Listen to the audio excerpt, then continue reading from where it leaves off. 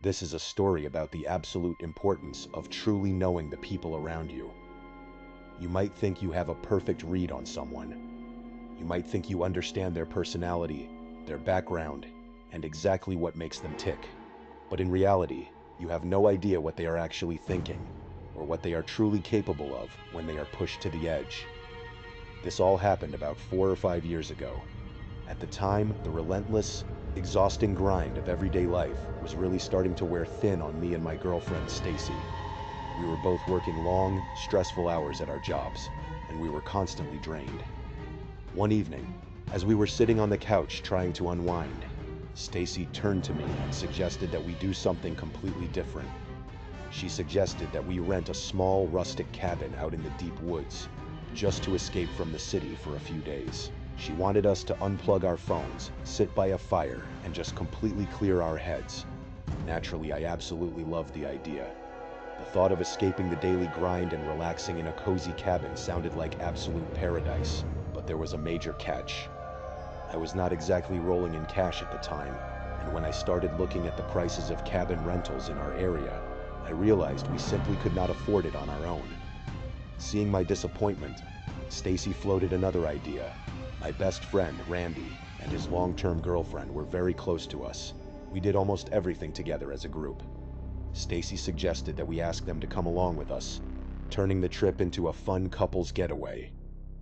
It would be a great way to hang out, and more importantly, they would be able to split the cost of the rental right down the middle, making it completely affordable for both couples. I thought this was a brilliant solution. When I called Randy that night to pitch the idea, he did not hesitate for a single second. He was completely on board and matched our excitement. Since we were taking this trip in the middle of winter, we wanted a very specific kind of cabin.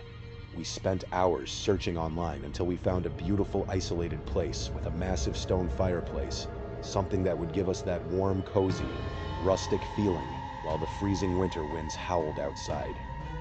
Stacy booked it for the end of that month, and we were incredibly excited. We started planning out all the meals we would cook, the drinks we would make, and all the fun board games we could play to pass the time. But then, with less than a week left until the trip, everything took a sudden and unexpected turn. Out of nowhere, Randy and his girlfriend broke up. It was not a clean or amicable split. It was incredibly sudden, highly dramatic, and it did not end well at all. When Randy called to tell me the news, Stacy and I were absolutely devastated for him. But once the initial shock wore off, we found ourselves in a very awkward financial situation. We did not know if we should offer to give Randy his half of the money back, or if we should just avoid bringing it up entirely. The harsh truth was that Stacy and I did not have the funds to cover the entire cost of the cabin alone. If we refunded him, we would have to cancel the trip and lose our deposit. But at the same time, it felt completely unfair to keep Randy's money for a vacation he was no longer going on. After talking it over for a while, I decided to just call Randy and address the elephant in the room. To my complete surprise, before I could even bring up the topic of a refund, Randy told me not to worry about the money at all. I insisted, offering several times to pay him back his portion, but he absolutely refused. He told me that Stacy and I worked incredibly hard, that we deserved this vacation, and he insisted that we still go and have a romantic, private couples getaway on his dime. I was deeply touched by his generosity. When I hung up the phone and told Stacy the news, she was thrilled. We felt bad for Randy, but we also started getting incredibly pumped for our unexpected private trip together. However, our excitement was very short-lived. The very next day, which was only a few days before we were scheduled to leave, my phone rang again. It was Randy. He told me that he had some unexpected news. He had actually found someone else to go on the trip with us. When he said this, my stomach dropped. I told him straight up that I was not crazy about this idea at all. When Stacy heard about it, she completely agreed with me. We really did not want to travel hours away into the middle of the woods with some random rebound girl that Randy had barely known for 48 hours. I tried to explain this to Randy as gently as possible. I told him that travel compatibility is a very real thing, and that we knew absolutely nothing about this new woman. But Randy was desperate. He started to beg us to let her come along. To sweeten the deal, He offered to pay for my entire portion of the trip as well, meaning Stacy and I would be staying at this cabin completely for free. He promised us over and over again that this new girl was incredibly cool, very laid back, and that we would absolutely love her. Stacy and I were still incredibly uneasy about the whole thing. We knew that spending a weekend locked in a small cabin with a stranger had the potential to end in a highly awkward disaster. That scenario alone felt like a minor horror story, but after talking it over for a couple of hours, we decided to be good friends. We agreed to go along with it and make the absolute best of the situation. When the weekend finally arrived, we packed up our gear and piled into my truck. Randy had driven over to our place with his new girlfriend, whom he introduced to us as Lucy. When I first looked at Lucy, she seemed perfectly normal. She was sweet, dressed warmly, and had a very quiet, almost mousy demeanor. As we hit the road and began the long drive to the cabin, Stacy and I tried our best to break the ice. We are naturally outgoing people, sometimes a bit loud and annoying, so we kept asking Lucy questions about her life, her job, and her hobbies, trying to get her to open up. But Lucy was barely participating. She would give short, one-word answers and immediately turn her gaze back out the window. By the time we finally pulled up the long, snowy driveway of the cabin, I realized I had barely heard her voice. Still, we brushed it off as normal first meeting anxiety. We got out of the truck, unpacked our bags, and settled into the cabin. The place was beautiful, surrounded by towering, snow-covered trees, miles away from the nearest town.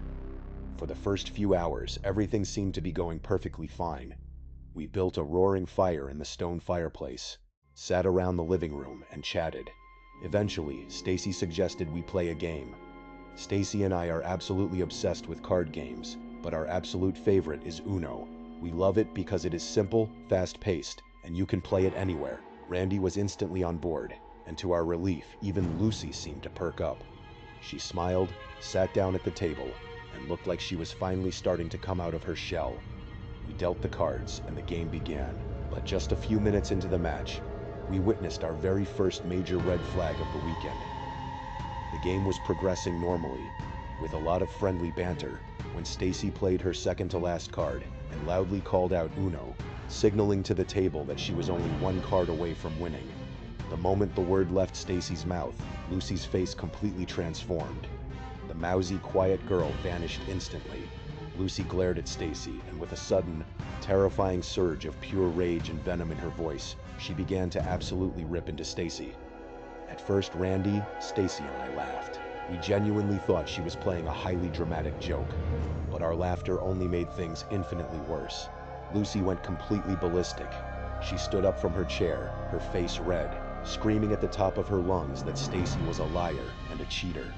She kept yelling that there was absolutely no physical way Stacy could only have one card left, and that she must have been hiding cards under the table.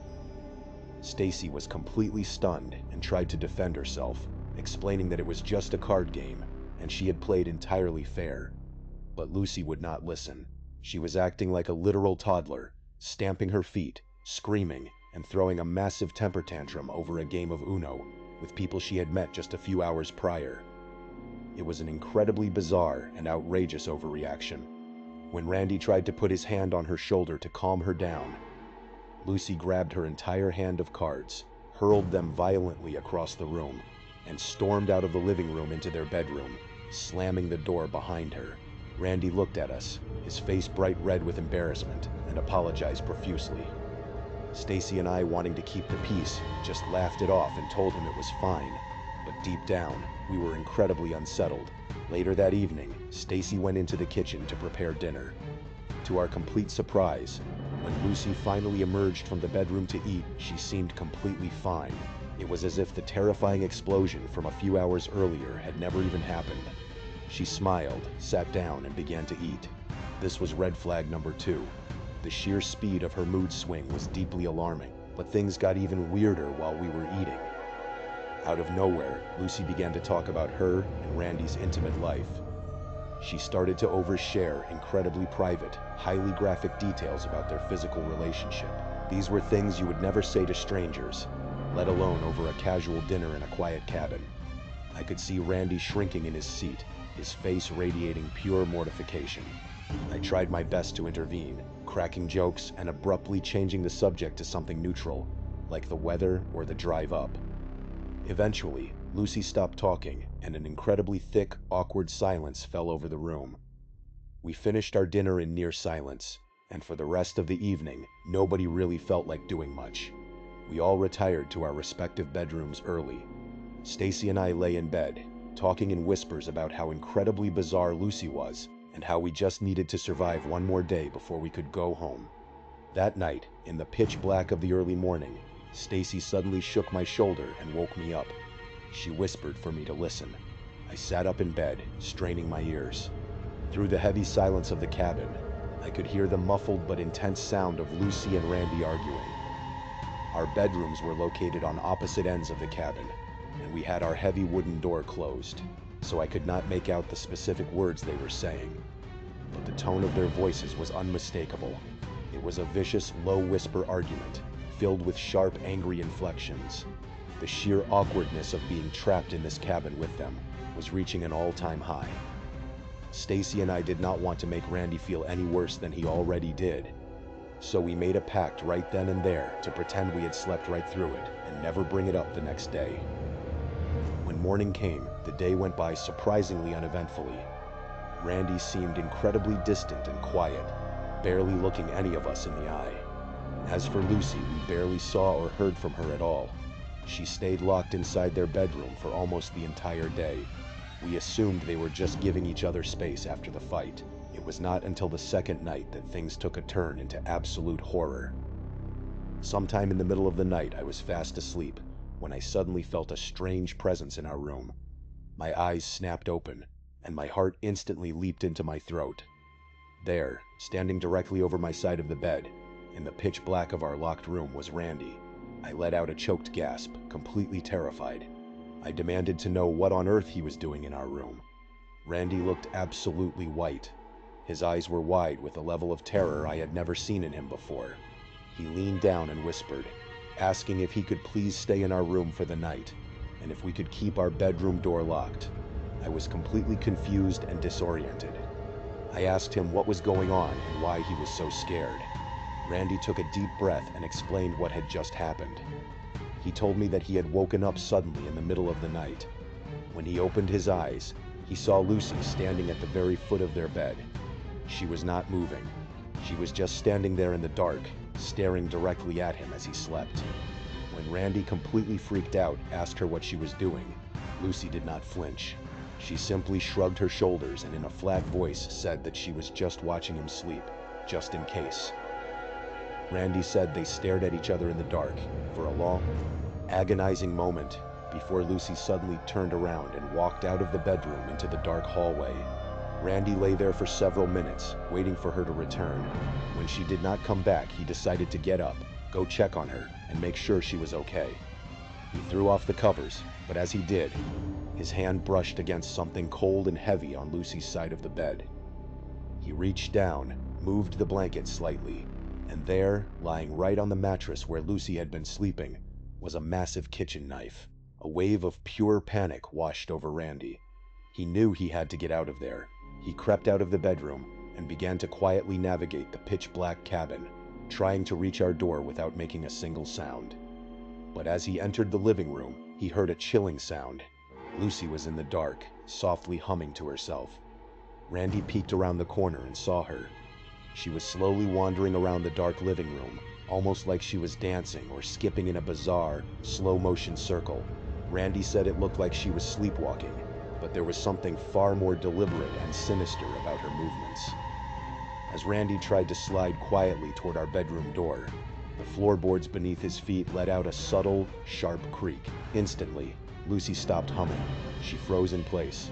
She turned her head slowly in his general direction, and in a hollow, deeply ominous voice, she whispered, "I see you." Randy said that her eyes did not even look like they were focused on him, but rather just staring blindly into the darkness where he stood. After a few agonizing seconds of silence, she turned away, went back to humming, and continued to skip around the pitch-black cabin. That was the moment Randy opened our door, slipped inside, and locked it. As I was trying to process this terrifying story, Stacy woke up. We whispered to each other, trying to figure out what to do. We were miles away from anyone, completely isolated in the freezing woods. Part of me wanted to believe that Lucy was just experiencing some extreme, elaborate state of sleepwalking. But deep down, the presence of the knife made that explanation feel incredibly hollow. While we were talking, we could hear the soft, rhythmic sound of Lucy's bare feet pacing back and forth in the hallway just outside our locked door. Then, a few minutes later, the heavy sound of the cabin's front door slamming shut echoed through the house. We carefully unlocked our bedroom door and peered out. The hallway was empty. Randy ran to the living room window and looked out into the freezing night. He gasped. Down below, Lucy was walking directly into the deep, dark forest. She was wearing nothing but a light t-shirt and a pair of shorts, completely unbothered by the sub-zero temperatures. Randy ran back to his bedroom and let out a terrified scream. The massive kitchen knife was gone from the bed. Stacy, showing incredible bravery, said that we could not just let her wander into the freezing wilderness in the middle of the night, especially if she was indeed sleepwalking and out of her mind. She would freeze to death. But Randy was absolutely petrified. He wanted nothing to do with her. He kept pleading with Stacy to just stay inside and call a park ranger. I had known Randy my entire life, and I had never seen him this broken by fear. But before we could even make a decision, we heard the heavy front door creak open and slam shut once again. Lucy was back. We all froze, holding our breath. We heard her heavy, wet footsteps stomping down the hallway, right past our room, toward her and Randy's bedroom, and the entire time she was still softly humming that same creepy tune. Needless to say, none of us slept a single wink for the rest of that night. We stayed huddled in our locked bedroom. At around 6 o'clock in the morning, we heard the sound of clinking dishes coming from the kitchen. We cautiously opened the door and walked out. There was Lucy, standing at the sink, cheerfully washing dishes. She turned to us and greeted us with a bright, warm smile, acting as if absolutely nothing had happened. Stacy and I were so exhausted and desperate for normalcy that we tried to rationalize the whole thing. We told ourselves that Lucy was just a very odd person who suffered from severe sleepwalking, and that Randy was probably overreacting because of his recent stressful breakup.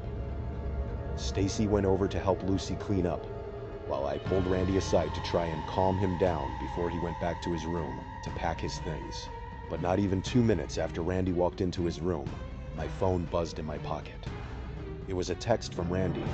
It read, "Come to my room right now. Do not tell anyone." I walked down the hall, slipped into his room, and Randy pointed to the floor. His face was entirely pale. He told me that as he was packing his clothes, he had picked up Lucy's duffel bag to move it out of the way.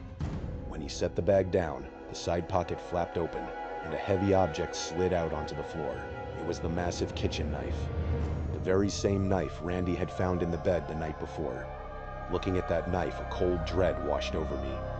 This was not sleepwalking. This was deliberate. We quickly stuffed the knife back into her bag, and Randy spent the next hour waiting in the living room, refusing to be left alone for even a second. The drive back home was filled with an unbearable, suffocating tension. Just knowing that this unstable woman was sitting in the back seat of my truck with a giant knife in her bag made my hands shake on the steering wheel. Thankfully, we made it back to the city safely, and we dropped Lucy off first. Randy ghosted her immediately after that weekend. He blocked her number and never spoke to her again. Surprisingly, Lucy never tried to reach out to him either. Over the years, Stacy has occasionally tried to look up Lucy on social media, but she has never found a single trace of her. She even went as far as searching county jail records and inmate databases, but nothing ever came up. It is as if the woman named Lucy never existed. This has led us to the terrifying realization that Lucy was almost certainly using a fake name. But if she was lying about who she was, what did she actually want from us? Did she genuinely intend to hurt Randy, or all of us in that isolated cabin? I have no answers. The only thing I know for sure is that whoever she was, she brought a weapon to a secluded cabin in the woods, and for some unknown reason, she chose not to use it. Now, fast forward to another chilling encounter that took place a few years later, involving a man named Victor. To understand Victor's story, you have to understand the kind of person he was. For the last several years, Victor had slowly but surely separated himself from the rest of the world. He was an extreme introvert, someone who genuinely preferred his own company over the company of others. He did not enjoy social gatherings, and he kept his social circle incredibly small, consisting of only a tiny handful of people he trusted completely. At this point in his life, Victor's social anxiety had reached an all-time high. Normal, everyday interactions with coworkers or cashiers at the grocery store would leave him feeling completely drained and anxious. To cope with this overwhelming mental fatigue, Victor developed a highly unique habit. Whenever he had the extra funds to make it happen, he would search online for incredibly remote, secluded cabins in the deep wilderness. He would book them for the weekend, pack his bags, and drive out into the middle of nowhere just to experience absolute, uninterrupted silence. Some people might find this extreme, but for Victor, it was a vital survival mechanism. He kept up this routine for nearly 2 years, but during one of these weekend escapes, something happened that would forever shatter his sense of peace. The weekend started out like any other. Victor found a highly rated, deeply isolated cabin, located about a 2-hour drive from his home. He packed his truck with food, water, and several books, and made the quiet drive out into the dense woods. Victor's plan for the weekend was simple. He wanted to spend his days hiking through the forest, breathing in the fresh air, and spending his evenings curled up inside the quiet cabin reading. He arrived on a chilly Friday evening, made himself a simple dinner, read a few chapters of his book, and fell into a peaceful sleep. The next morning, the weather was beautiful, so Victor decided to go for a very long hike deep into the surrounding woods. He loved nature, and it did not matter to him if it was sunny, rainy, or snowing. Being surrounded by towering trees always made his anxiety melt away. But about an hour into his hike, the peace was suddenly broken. Victor began to hear a distinct sound coming from the trees directly behind him. It was the unmistakable sound of dry twigs snapping and heavy branches rustling. At first, Victor tried to rationalize it. He told himself it was just a deer, a squirrel, or some other woodland creature. But as he kept walking, the sound seemed to match his pace perfectly. Whenever he sped up, the snapping sounds sped up. Whenever he slowed down, the sounds grew quiet. It felt far too deliberate to be a random animal. A wave of intense paranoia washed over Victor. He stopped in his tracks, spun around, and scanned the dense foliage behind him. He saw absolutely nothing. The forest was completely still. Victor turned back around and continued walking, but the overwhelming feeling of being watched and followed only grew stronger. He had planned to hike for several more miles, but the anxiety became too much to bear. Deciding to cut his trip short, he turned around and headed straight back to the cabin. By the time he unlocked the front door and stepped inside, he realized his peaceful weekend had been completely ruined. He was a nervous wreck. That evening, Victor found himself struggling with a deep sense of sadness and lingering anxiety. The isolation of the cabin, which usually felt so comforting, now felt incredibly oppressive. To quiet his racing mind, he decided to pour himself a drink. One drink quickly turned into 2, and then 3. As the alcohol began to settle into his system, Victor finally started to relax. The intense paranoia from the hike slowly faded away. He put on some soft music, poured another drink, and decided to just vibe and enjoy the quiet night. At around 11 o'clock that night, Victor was sitting on the couch when he thought he heard a very faint, soft knock at the front door. He froze. He turned the music completely off and listened intently. The front door of the cabin was a heavy, solid wood door, but it featured 2 small rectangular prism windows set into the upper half. Victor cautiously walked over to the door and peered through the thick glass. The porch was dark, and he could not see anything but the black outline of the trees. He sighed, figuring his mind was just playing tricks on him again, and turned to walk back to the couch. But before he could even take a single step, another knock echoed through the room. This one was much louder, much firmer. Victor spun back around and walked to the door. He pressed his face near the glass, and this time he could clearly see the dark silhouette of a person standing directly on the porch. Wanting to see who it was, Victor reached over and flipped the switch for the outdoor porch light. The yellow bulb flickered to life, illuminating the person standing on the other side of the glass. Victor's breath caught in his throat. He was expecting to see a local park ranger, a rugged hunter, or perhaps a disheveled hiker who had gotten lost. But the man standing on his porch was the exact opposite of that. Standing outside was an incredibly clean-cut man wearing a high-end, perfectly tailored business suit. He was about 6 feet tall, had a strong, athletic build, was clean-shaven, and his hair was perfectly slicked back with gel. He looked like he was about to step into a corporate boardroom, not standing on the porch of a highly secluded cabin in the middle of a dark forest at 11 o'clock at night. The sheer bizarre nature of the sight left Victor completely speechless. From behind the safety of the locked wooden door, Victor called out, asking the man if he was okay and what he wanted. There was a very strange, highly unnatural pause. The man in the suit did not blink. He just stood there, staring blankly ahead, as if his brain was slowly processing Victor's words before formulating a response. Finally, the man spoke. He said that he had been driving with his girlfriend earlier in the evening when they got into an argument. He claimed he had spent the last several hours walking through the dark woods looking for her, and now he was completely lost. He asked Victor if he could please open the door and let him inside, so he could use the phone to call for help. On its own, having a stranger show up at your door in the middle of the night is terrifying. But what truly horrified Victor was the man's voice. There was absolutely no emotion in it. He did not sound like a man who was lost, cold, or terrified for his missing girlfriend. His voice was completely flat, dead, and utterly void of any human feeling. Victor, sensing that something was deeply wrong, told the man to step away from the door, walk to the very end of the driveway, and wait there. Victor promised he would call the police from inside and have them come help him, but he would not be opening the door. The man in the suit paused again. He slowly turned his head, looking around the dark yard, before turning back to the window. In that same dead, emotionless voice, he said that he really needed to come inside. He claimed that there was something out in the woods with him, and if he did not get inside the cabin immediately, he was going to be in serious trouble. The level of tension Victor felt at that moment was completely indescribable. His heart was hammering against his ribs. He yelled back through the door, telling the man in no uncertain terms that he was calling the police right now, and that the man could either wait at the end of the driveway or leave the property immediately. But he was absolutely not letting him inside. As Victor turned his back on the door to walk into the kitchen to grab his phone, he heard the man's voice drift through the glass again. The man said he wanted to hide. He kept repeating that he was in trouble and that he needed to hide inside the cabin. Victor grabbed his cell phone, and the moment his fingers wrapped around it, a violent, aggressive pounding erupted from the front door. The entire wooden frame shook.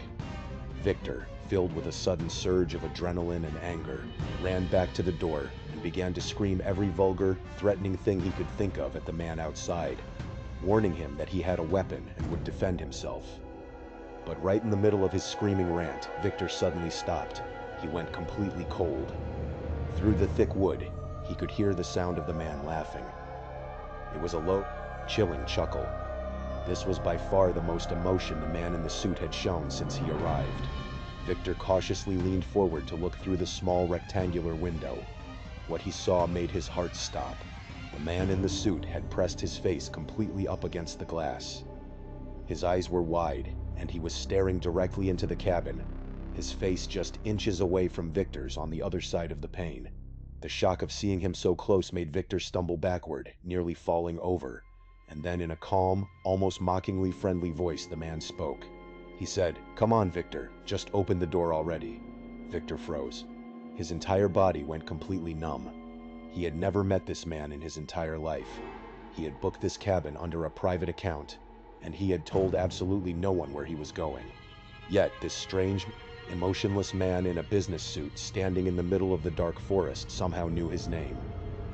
Terrified and operating on pure survival instinct, Victor quickly dialed 911.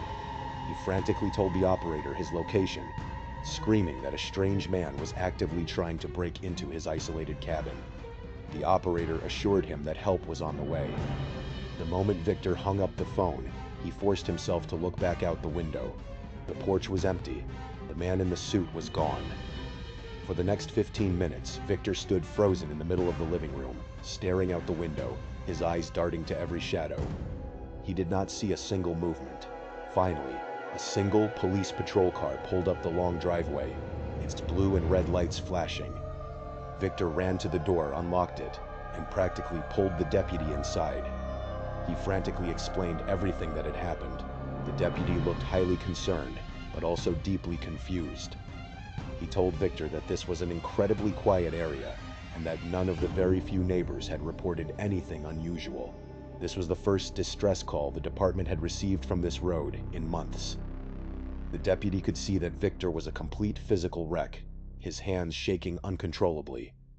Sensing his extreme distress, the deputy kindly suggested that Victor pack up his bags, drive into the nearby town, and check into a hotel for the night. Victor explained that he had been drinking earlier and did not feel safe or comfortable driving his own vehicle, but he also refused to spend another second alone in that cabin. The deputy, showing incredible kindness, offered to drive Victor to the hotel himself in the patrol car. Victor quickly grabbed his bag, and they walked out the front door. But as they approached the driveway, the deputy suddenly stopped. He let out a sharp, shocked sound. Victor asked what was wrong. The deputy pointed his flashlight down at Victor's truck. All 4 of his tires had been completely deflated, and they knelt down to inspect them. They could see deep, clean slices in the rubber.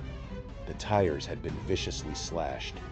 Victor began to completely unravel, but the deputy did an incredible job of keeping him calm and grounded. He guided Victor into the back seat of the patrol car, drove him to a nearby hotel, and stayed with him in the lobby until Victor was able to contact his father. The next morning, Victor's father arrived to pick him up and helped him coordinate the towing and repair of his truck. The owner of the cabin reached out to Victor multiple times to apologize and ask what happened, but Victor was too traumatized to care. He did not even ask for a refund. He just wanted the entire nightmare to be over. Over the years, some of Victor's friends have suggested that perhaps the owner of the cabin was somehow involved in the setup, or that the owner himself was the man in the suit, but Victor knew that was impossible. The owner had a clear, high-resolution photo of himself on his rental profile, and he looked absolutely nothing like the tall, athletic man in the business suit. Victor never got any answers about who that man was, how he knew his name, or why he was out in those woods. To this day, Victor still gets cold chills whenever he thinks about that night, and the sight of those small rectangular prism windows still fills him with an intense, suffocating dread. Now let us transition to our third and final story, which also involves a secluded cabin, a family tragedy, and a deeply horrifying discovery. About 6 months ago, my father passed away. I want to make it clear that I am not looking for any sympathy or condolences. The truth is, my father and I did not have a good relationship. He was not an inherently evil or bad person, but he simply did not know how to be a proper, supportive father to me. From a very young age, I realized that I was completely different from him. I did not share his interests, his personality, or his outlook on life. I knew early on that I was never going to grow up to be the specific kind of person he wanted me to be, and I know that deep down, on a subconscious level, that really bothered him. We grew distant, rarely speaking as the years went by. So, when he passed away 6 months ago, I was absolutely shocked to discover that he had left me his private cabin in his will. Some of my friends joked that this was my father's way of playing one last practical joke on me from beyond the grave, forcing me to deal with his old property. But I do not think that was the case. I think he knew that I would ultimately end up selling the place. And I think that is exactly what he wanted me to do. He wanted to give me a financial asset.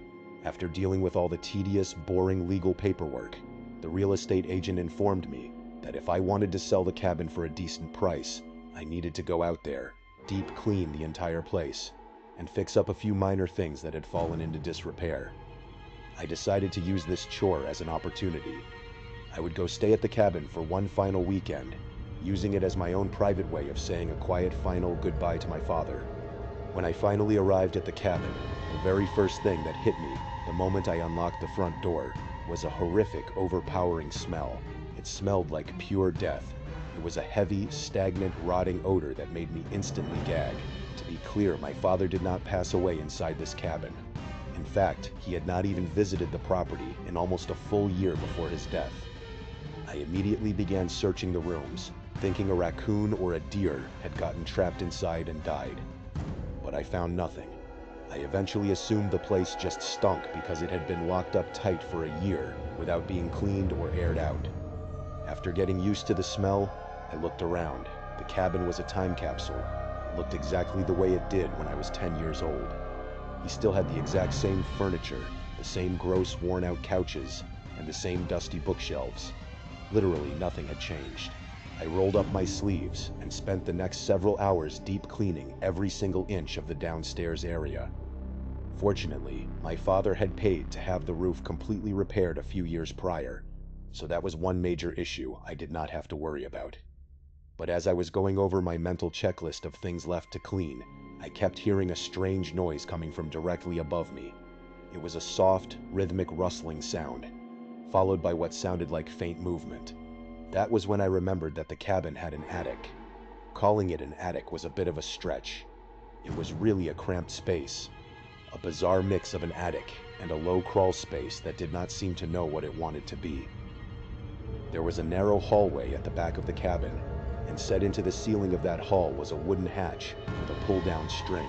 When you pulled the string, the hatch would open, and a heavy metal retractable ladder would fold down. I walked to the back hallway, grabbed the string, and slowly pulled it down. I fully expected a family of angry raccoons or squirrels to come rushing down the ladder at me. But instead, the moment the hatch opened, I was hit by a wave of air that smelled infinitely worse than the downstairs. The stench was so foul, so thick with decay, that I fell into a violent coughing fit, my eyes watering. Once I managed to catch my breath, I climbed up the ladder and shone my flashlight around the dark space. I was absolutely disgusted by what I saw. There were dusty boxes stacked everywhere, which was normal, but scattered all over the floorboards was a massive amount of fresh garbage. There were empty food wrappers, discarded plastic bags, empty beer cans, and piles of random trash. I knew my father was not the neatest man in the world, but I also knew he was never this incredibly messy and disgusting. He would never have crawled up into a cramped attic just to throw garbage on the floor. I picked up a few of the wrappers, but the suffocating smell and the exhaustion of cleaning the downstairs quickly caught up to me. I was not mentally or physically prepared to sift through all of his old boxes in that putrid air. I decided to head back down, throw away the trash I had gathered, and leave the attic cleanup for the following morning. Not long after that, I decided to call it a night. I put some fresh, clean sheets that I had brought from home onto my father's old bed, climbed in, and tried to get some rest. Sometime in the dead of night, I was suddenly jolted awake. I lay perfectly still in the dark, straining my ears. There it was again, the distinct, soft sound of rustling and movement coming from directly above my head. I tried to convince myself that my initial theory was correct. It had to be an animal infestation. Perhaps a family of squirrels had nested inside the walls. That would perfectly explain the constant movement, and if some of them had died inside the drywall, it would explain the horrific smell of decay. But as I kept listening, the cold dread began to set in. The sounds were not coming from inside the thin walls. They were very clearly coming from the heavy wooden floorboards of the attic directly above me. The footsteps, if that is what they were, sounded heavy. Since I was already awake and knew I would not be able to fall back asleep, I decided to grab my flashlight, plug my nose with my fingers, and go investigate the attic once more to see if I could spot the pests. I stepped out of the bedroom and walked down the dark hallway toward the back of the cabin. But the moment I turned the corner, I froze. The attic hatch was wide open. The heavy metal ladder was extended all the way down, resting firmly on the hardwood floor. I stared at it, my heart pounding. I knew for a fact that I had pushed the ladder back up and securely latched the wooden door before going to bed. I tried to rationalize it, telling myself that perhaps the latch was old and faulty, and the weight of the metal ladder, combined with a strong draft or the movement of animals, had caused it to fall open. But then, as I approached the base of the ladder, my flashlight beam caught something on the floor. Lying directly next to the bottom step was a fresh, brightly colored plastic snack wrapper. I stared at it in disbelief. There was more trash, anger temporarily overriding my fear. I picked up the wrapper, marched into the kitchen, and hurled it into the trash can. I grabbed a cold bottle of water, walked into the living room, and sat down on the couch. I knew there was no way I was going to sleep now. It was pitch black outside, and the silence of the woods felt incredibly heavy. Next to the old couch was a small, dusty end table with a tiny lamp on it. I reached over and clicked the switch. The lamp was weak, emitting a low, warm orange glow, but it was just enough light to keep me from sitting in absolute darkness. I sat there, sipping my water, and began to think about my father. I thought about his life, his relationship with this cabin, and his final years, and then a strange, uncomfortable thought popped into my mind. Why on earth would my father ever choose to spend time up in that filthy, cramped attic when he had this entire cabin to himself? Even if the downstairs had been dirty, it was luxury compared to that crawl space. As I was pondering this, my eyes casually drifted toward the far corner of the living room. I noticed something that looked incredibly out of place.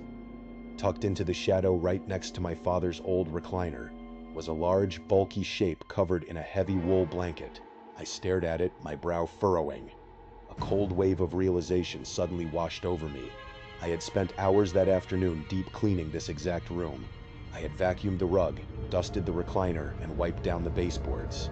I knew every square inch of this living room, and I knew with absolute, terrifying certainty that there had not been a blanket lying on the floor in that corner when I went to bed. I slowly stood up from the couch. My eyes locked on the blanket.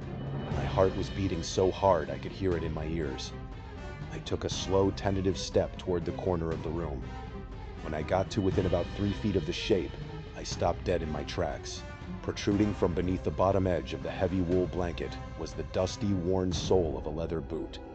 I stood frozen, my breath catching in my throat. I tried to focus my eyes in the dim, flickering orange light of the lamp. I stared at the center of the blanket, and that was when I saw it. The entire surface of the blanket was slowly, rhythmically rising and falling. Someone was underneath it. A living, breathing human being was hiding right there in the corner of the room, just feet away from where I had been sitting. The terrifying truth hit me like a physical blow. The rustling sounds I had been hearing all day and night were not animals. It was not a pest infestation. I had been listening to the movements of a grown man. He had been living up in that filthy attic, surrounded by his own waste, and the moment I went to sleep, he had crept down the ladder and hidden under a blanket in the very room I was sitting in. I did not want to find out who this person was, or what they wanted. I did not want to see their face. Keeping my eyes locked on the breathing blanket, I began to slowly, silently back away toward the kitchen. The moment my feet hit the linoleum kitchen floor, I reached out, grabbed my car keys and my phone from the counter, and sprinted for the front door. I burst out of the cabin into the freezing night air, ran to my car, and threw it into reverse. As I slammed my foot on the gas, backing furiously down the long, narrow driveway, my headlights swept across the front of the cabin. The front door of the cabin flung wide open. Out ran a man. He looked incredibly disheveled, with long, wild, mangy hair and tattered clothes. He did not chase after my car. He simply stopped at the edge of the porch, standing perfectly still under the moonlight, watching me speed away into the darkness.